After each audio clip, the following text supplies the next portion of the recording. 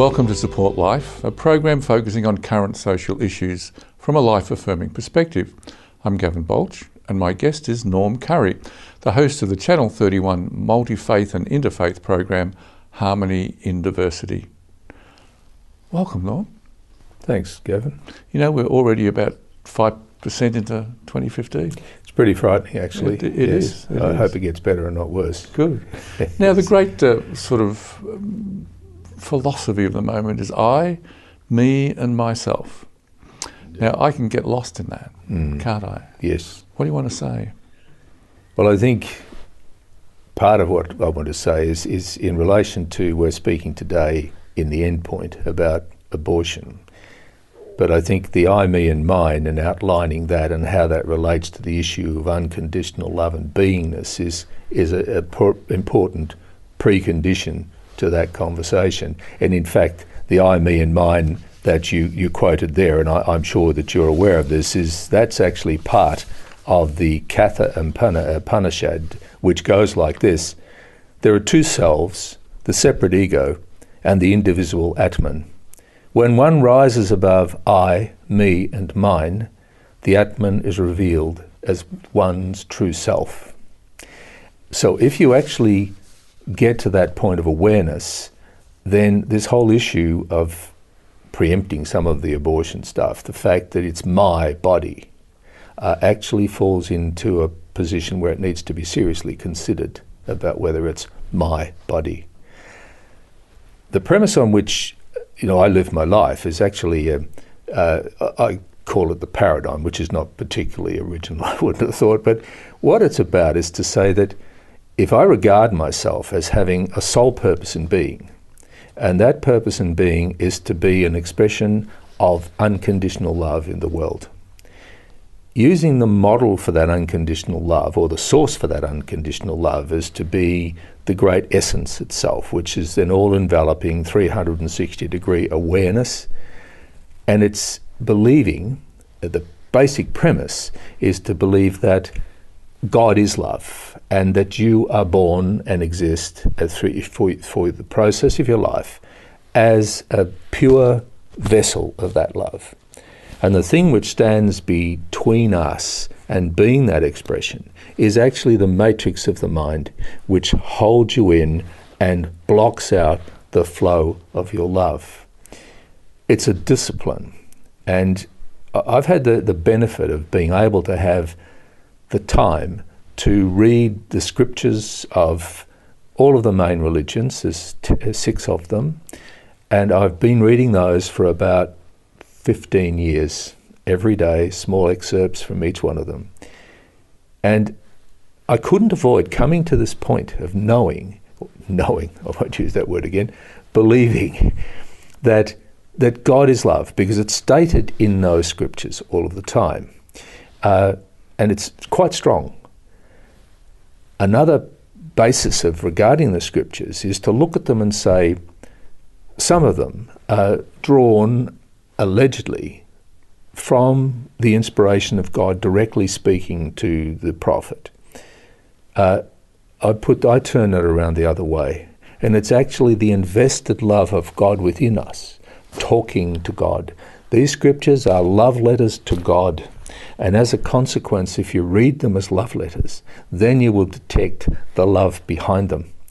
And it's a basic, essential thing which allows you to be able to relate to all of the world in all circumstances with a repeatable, constant premise on which to make your decisions. And I feel that is something which really needs to be addressed more, to cast more light on the whole process of abortion itself. So Jesus was pretty right when he relates to the Father and refers to himself as I am, in the sense of unconditional love. Yes, absolutely. And he's also, and forgive me if I quote, because I will quote quite a few, and that's why my sheets of paper, but if you take that, I think it's Matthew 22, 36 to 40, where Jesus says, and I think this is so powerful, is that, teacher, what is the greatest commandment in the law? He's asked. You shall love the Lord your God with all your heart, with all your soul, and with all your mind. This is the great and first commandment. The second is like it. You shall love your neighbour as yourself. On these two commandments depend all the law and the prophets. That is just so powerful. And it depends on, in there it's implied, and certainly I think this is the way, not necessarily seeing a divine essence which is directly above you, but we have this classic way of doing that, but is to realize that you are loved unconditionally, which means, and I get a bit, this is stepping over the line a bit, but what it means is that actually in the context of guilt for the offender who believes that they've offended against God, to me has no meaning, because God loves you unconditionally.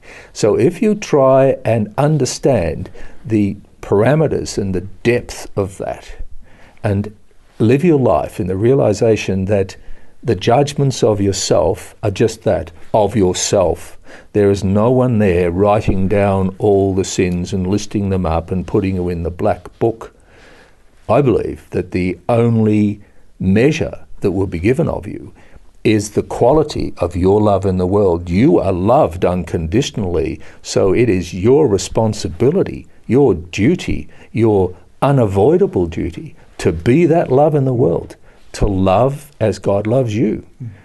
So if you look at it that way, and then you say, okay, spreading out from that is the fact that if I'm in a world of love, then perhaps it's required of me to be in love with every element of the world that I encounter.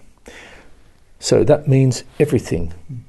So we're entrusted with love for all. Yes. So was Jesus trying to express this when he draws the line in the sand, when he's addressing the adulterous crowd and the woman? That is the most beautiful story. That is so beautiful. I think so. Yes, it's because that was a line in the sand. Absolutely, where he says categorically, "Let you who are without sin cast the first stone."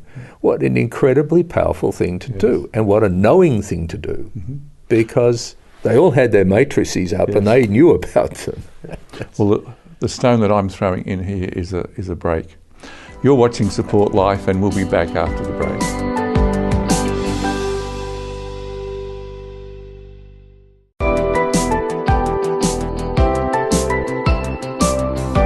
Welcome back to Support Life. I'm Gavin Baulch, and my guest is Norm Currie, the host of Channel 31 Multi-Faith and Inter-Faith program, Harmony in Diversity. Well, Norm, here we are again. Indeed. Now, I'm enjoying every moment of it. Well, that's good, because I am. I love hearing from others who you relate to. And Mother Teresa had some very interesting things to say. She did, and fairly contentious ones, as she was the sort of person who stated things directly. And she couldn't be much more direct than this when she's speaking about abortion. She says, "The greatest destroyer of peace is abortion, because if a mother can kill her own child, what is left for me to kill you and you to kill me? There's nothing in between." And she goes on in another quote to indicate poverty, a poverty of spirit. And she says, "We think sometimes that poverty is only being hungry, naked, homeless. The poverty of being unwanted, unloved, uncared for is the greatest poverty. We must start in our own homes to remedy this kind of poverty." To go to another person who operated out of India as well, Mahatma Gandhi. And he said something which I think illustrates the dysfunction within the abortion arguments. And he massive admiration for Mahatma Gandhi, and he says, the greatness of a nation can be judged by the way in which it treats its animals. What does that say? Well, it reflects back on someone like William Wilberforce, who he and his mates begin the RSPCA because of the whipping of a horse. He's in a carriage and it just gets whipped and died because it won't pull hard enough out of a bog.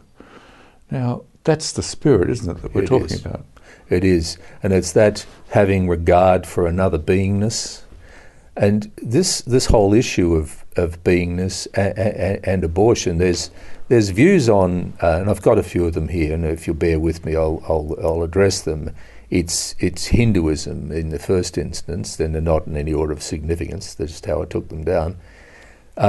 Abortion is condemned, except where the life of the mother is challenged, because they believe in the continuum of life itself, that everything is of the divine and it is life. The Sikhs, who run very parallel to the Hindus, but they have a huge regard for the sacredness of life. And they see life, once a child is formed in the womb, it's a potential child, and they consider that the termination of a pregnancy is in fact murder, quite unequivocally. Islam is also doesn't support, although it's in the Quran, it's not mentioned directly, as it's not mentioned in others of the scriptures as well, but the basic belief is that life is sacred, so therefore abortion is not acceptable. There's movement, however, and that some groups will allow abortion up to the fourth month, but in the main, abortion is not supported by Islam. Buddhism, it certainly isn't. It's life is, they project even further. The same with the Jains. The Jains are from the same basket, more or less, and they regard life as being absolutely sacred. And you'll be aware that a Jain priest, for example, the traditional one, goes naked with a servant in front of him with a broom brushing the street so that he won't even stand on an insect. So that's the extent to which they go. Another group which is beautifully peaceful in their concept of the Baha'i, and the Baha'i, there is no excuse for abortion in the Baha'i context. Judaism, a little bit more, it depends which school you come from. The fundamentalist aspect, of course, it's not acceptable. But as you move into some of the more liberated ones, it is acceptable. But even then, only under strict terms. So there's none of the major religions say, "Oh yeah, go ahead, let's have a go at this," because they all seem, and those scriptures, as I come back to it before, I've read their scriptures, and I realise that what sits behind that, the power which is, people are saying, hey, abortion is not right, is this belief in the great love itself, that God is the source of love, and that it's unconditional love, and that we are imbued and invested with that love. So it's the underpinning basis on which all of it is built. It's really, when you read it, it's unequivocal. Now, let's say we've only been given part of the truth and we've stepped into having an abortion. So the release and the relief that comes is knowing that the unconditional love for the woman still applies. Absolutely. That's the powerful thing, absolutely, because it's something that no matter what you do, the point for that woman is to say, I am not forgiven. I have not sinned, I have not offended, because basically in the eyes of the divine there is no such thing. But what Jesus said to the woman caught in adultery, he said to her, go and sin no more. That was the key word, go and sin no more. So for that woman, the woman we're talking about, who's had an abortion for whatever reason, it's for her to then go forward into her life with that premise, I am here to be love in the world, so whatever I do is to be that love in the world. So presumably, as long as she's able, she doesn't go off and repeat it again and again and again, because each time it's like a death of 1,000 cuts, because each time there's this regret, there's this horror, no matter how deeply and subliminally it might be buried. There's plenty of specialists and experts who will corroborate the fact that the seed can be dark and buried quite deep and poisonous. Yes. I've met many who have had abortions, and when they have come to receive the unconditional love for where they are now, have been wonderful advocates and helpmates to other women to bring the life forth that they're through the various stages of gestation and help that young mother care for the child. And they're wonderful advocates of unconditional love. You're watching Support Life, and we'll be back after the break.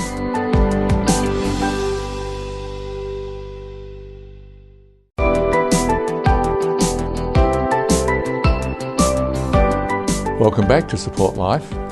I'm Gavin Baulch, and my guest is Norm Currie, the host of Channel 31 Multi-Faith and Inter-Faith program, Harmony in Diversity.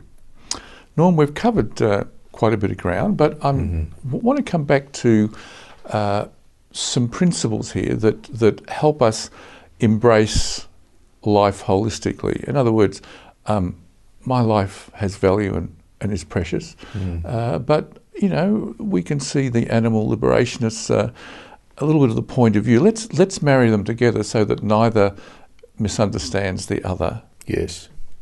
I think that's a critical issue in coming back to the issue of unconditional love and the unification, the great unity itself. A disservice is to actually see ourselves as being at the peak of the pyramid, and that God has put everything here for us. It's if you are able to entertain the perspective that we are all equal part of the one great whole, and the love for one and love for the other. In one, I see myself, perhaps going to the extent of, say, seeing myself in a tree, for example, and the tree in me. And that is a spontaneous moment of awareness and very grounding. And so that helps when you look at issues like abortion, which is a major emotive and sensitive issue, which needs to be regarded with every sensitivity that you can draw on, because there's no simplicity in it. There's a lot of emotion in it. There's a lot of pain in it. But by coming back from that and looking and saying, well, there's also a lot of potential for love in it, as we were saying earlier on. I think that's the point, is to be able to see the potential of love. Okay. Now, are there some stories and quotes here that support how we should appreciate and embrace the sanctity of life?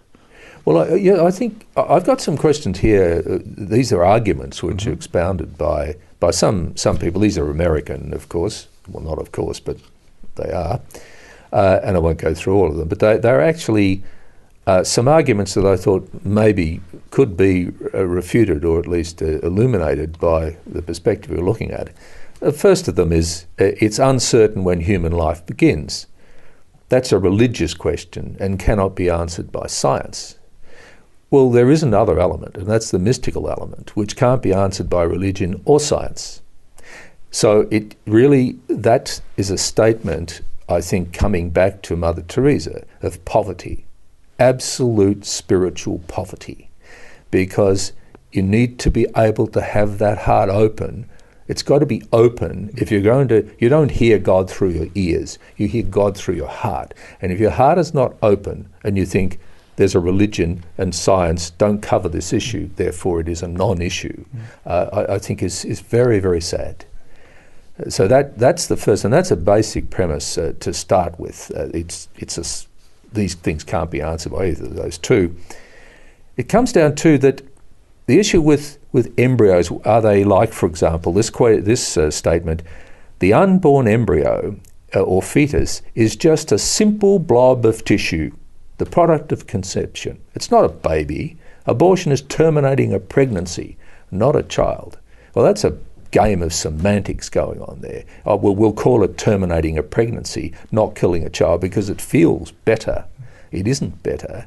In point of fact, the embryo, even though it might be a blob of tissue, the tissue is also a loved element of God's essence. So there is nothing which is unlovable. There is nothing which is insignificant. So to say that the blob of tissues is insignificant, once again, is this absolute loss of a sense of that sublime, mystical presence of God and the divine essence in all things. So coming back to Mother Teresa, there seems to be, in these quotes here, a huge amount of poverty. There is science in it as well, because another one of them is the unborn isn't a person with a meaningful life. It's only an inch in size and can't even think. It's less advanced than an animal, and anyway, who says people have a greater right to live than animals? That little unmeaningful inch-long thing contains all of the DNA. It is a viable, living thing. It's like looking at a seed and saying, well, and they go on to say that it's not an oak. There's another one here where they say it's a blueprint, it's not a house, it's not an acorn, it's not an oak tree.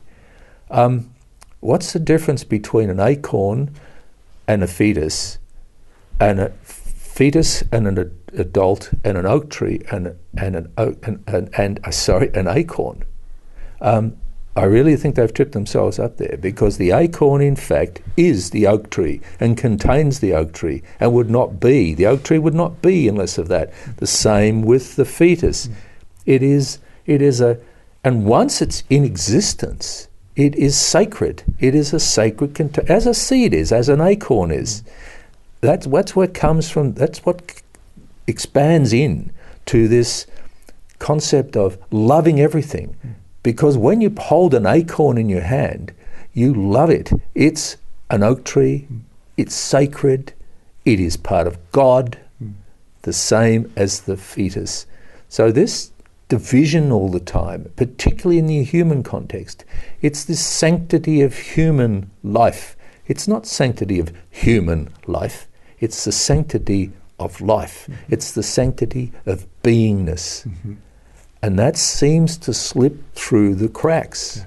And I think that sits behind, and I understand there's lots and lots of arguments in relation to abortion, and many I've not been familiar with or competent to even deal with.